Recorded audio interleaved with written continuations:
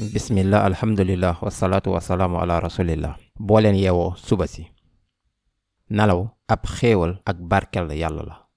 teel a yeewu ubbi say bët moom it xéewalu yàlla la. sunu yeewoo ba pare wax leen ñaan bii nañ ko tekkil benn ak benn. alhamdulillahi allazi ahyaana. alhamdu cant ak ngërëm. lillahi yàlla leen moom. allazi kii. ahyaana am na ñaari baat. ahyaa mooy joxe dund, dafa joxe dund maanaam dundal.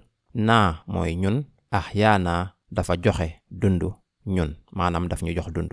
baada ma amaatana gannaaw bi mu ñu reyee. wa ilayhi nushur te ci moom la mujjukaay bi. baada mooy gannaaw. baada mooy gannaaw. maa baada ak maa ñoo ànd tekki bi mooy gannaaw.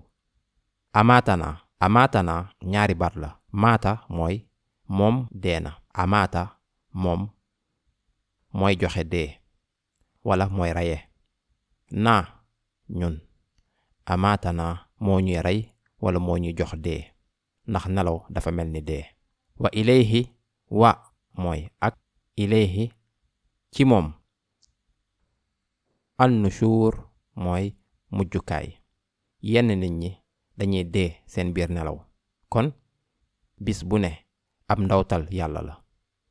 soo leen yeewoo boo leen nelawee bu baax guddi gi dañoo war a gërëm yàlla ba pare ci lim ñu jox ak bis bu bees bi ndax ñu mën a dund ci nu mu ko bëggee.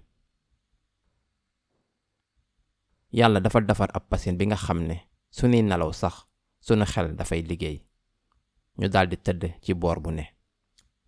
moo tax sunu yeewoo dañuy am wër te sawar benn ci sunu yaram du metti.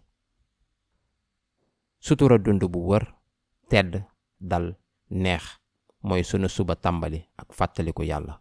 kon ñu wax alhamdulillah. jàmm ak kaaraange ci fàttaliku yàlla rekk la nekk. sunu xol dafay fees ak kontante ak ngërëmu yàlla saa sunu yeewoo. sunu tàmbalee sunu bis ak xel bii bis bi yépp dina fees ak xéewal incha allah. wa ilayhi nushur te sunu jógee ci lal bi dañuy topp liggéeyu bis bu ne. waaye bis dina ñëw ku ci nekk ci ñun dina yeewu ngir dellu ci yàlla. wa ilayhi nushur mën nañ wax tamit baat bii wa ilayhi nushur ak shawq ak mbëggeel ak ñaan ngir daje ak yàlla subhaanahu wa taala. ndax ci benn xadis yonent bi sallallahu alayhi wa sallam nee na ku bëgg daje ak yàlla yàlla dina bëgg daje ak moom. kon ñu wax yàlla jox ma tawfiq ngir may def ay jëf yu baax ndax bis boobu ma yeewu ngir am xéewal gi gën a màgg ndax sa yërmande. ñëw leen xool understandquran.com ngir jàng alquran jàng tajwid ak dégg alquran ak jàng benn ak benn. jazakumullahu xayr wassalaamu aleykum.